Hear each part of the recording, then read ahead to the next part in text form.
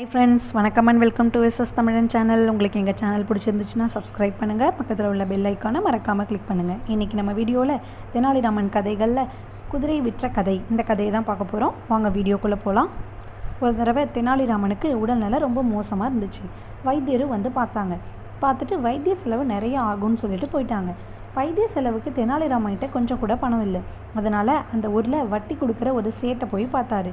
சேட்டை பார்த்து இது மாதிரி எனக்கு உடம்பு சரியில்லை, வைத்திய செலவுக்காக கொஞ்சம் கடன் கொடுங்கன்னு கேட்குறாரு. கேட்டதும் சேட்டு உடனே என் பணத்தை எப்போப்பா திருப்பி கொடுப்ப அப்படின்னு கேட்குறாங்க.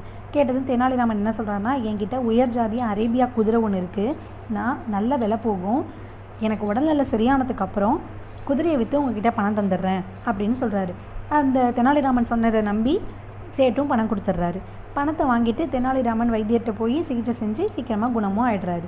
இப்படியே பல மாதம் போச்சு. தெனாலிராமன்ட்டேருந்து பணம் வர்றதா தெரியல.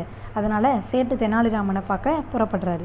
தெனாலிராமனை பார்த்து, என்னப்பா உடல் குணமானதும் குதிரையை விற்று பணம் தரேன்னு சொன்னியே, இன்னும் தரவே இல்லையே, உடனே கொடு அப்படின்னு கேட்குறாரு. தெனாலிராமனும் கொஞ்சம் நேரம் யோசித்தார். அநியாய வட்டி வாங்குறவர், கண்டிப்பாக இவருக்கு ஏதாச்சும் பாடம் கற்பிச்சே ஆகணும் அப்படின்னு நினச்சிட்டு, சரி குதிரையை விற்று பணம் தரேன், நீயும் என் கூட வா அப்படின்னு சொல்கிறாரு.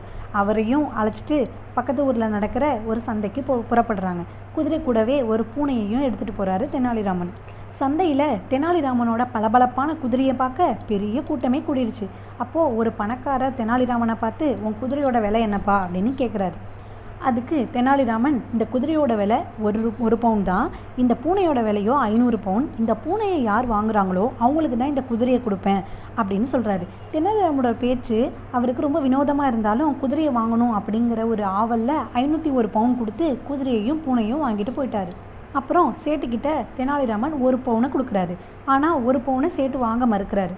குதிரை அதிக விலைக்கு போகும்னு நினச்சி தானே, நம்பி தானே இவருக்கு உனக்கு பணம் கொடுத்தேன், நீ இப்படி ஏமாத்துறியே அப்படின்னு கேட்குறாரு. அதுக்கு தெனாலிராமன், ஐயா சேட்டே, குதிரையை விற்று தான் உனக்கு பணம் தரேன்னு நான் சொன்னேன், அதுபடியே குதிரையை 1 பவுனுக்கு விற்றேன், அந்த 1 பவுனை உனக்கே கொடுக்குறேன், நீ வாங்க மாட்டிறியே, என்ன செய்யறது, இது என்ன நியாயம் அப்படின்னு கேட்குறாரு. சேட்டு வந்து 500 பவுன் தான் வேணும் அப்படிங்கிற உறுதியாக இருந்துட்டு சண்டை போட்டுகிட்டே இருந்தார். இவங்க 2 பேரும் சண்டை போட்டதால் இந்த வழக்கு வந்து கிருஷ்ணதேவராயர் அவைக்கு போச்சு. மன்னர் வந்து முதல்லேருந்து கடைசி வரையும் எல்லாத்தையும் விசாரிக்கிறாரு. விசாரிச்சுட்டு தெனாலிராமன் செஞ்சது சரிதான் அப்படின்னு தீர்ப்பு கொடுத்துட்றாரு. இந்த வீடியோ பிடிச்சிருந்துச்சுன்னா லைக் பண்ணுங்கள், ஷேர் பண்ணுங்கள், கமெண்ட் பண்ணுங்கள். நன்றி.